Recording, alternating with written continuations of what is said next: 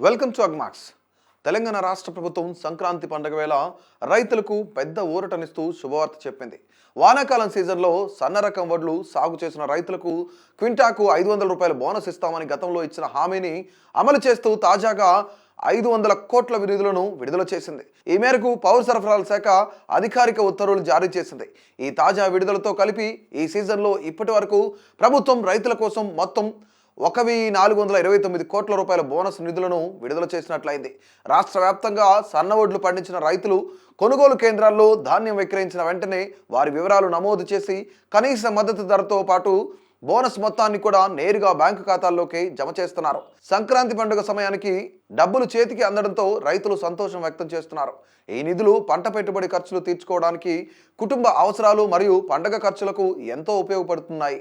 తెలంగాణను సన్నబియ్యం ఉత్పత్తిలో ముందంజలో నిలబెట్టే లక్ష్యంతో ప్రభుత్వం ఈ బోనస్ పథకాన్ని ప్రవేశపెట్టింది.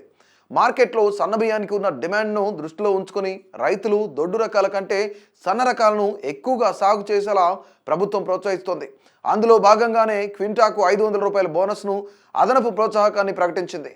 రైతులు మధ్యవర్తుల చేతిలో మోసపోకుండా ఉండేందుకు గ్రామ స్థాయిలోనే ఐకేపీ సహకార సంఘాల ద్వారా కొనుగోలు కేంద్రాలు ఏర్పాటు చేసి అక్కడ ధాన్యం పోసిన కొద్ది రోజుల్లోనే డబ్బులు రైతుల ఖాతాల్లోకి జమ అయ్యేలా పౌర సరఫరాల శాఖ చర్యలు చేపట్టింది.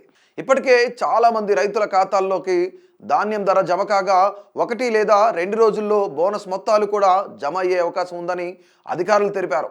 ప్రభుత్వం తీసుకున్న ఈ నిర్ణయంతో ఈ సీజన్లో సుమారు 30 లక్షల టన్నులకు పైగా సన్నవడ్ల సేకరణ జరుగుతుందని అంచనా వేస్తున్నారు. కొనుగోలు ప్రక్రియ పూర్తిగా పారదర్శకంగా ఉండేలా, ప్రతి అర్హత గల రైతుకు బోనస్ అందేలా అధికారులు క్షేత్రస్థాయిలో నిరంతరం పర్యవేక్షిస్తున్నారు.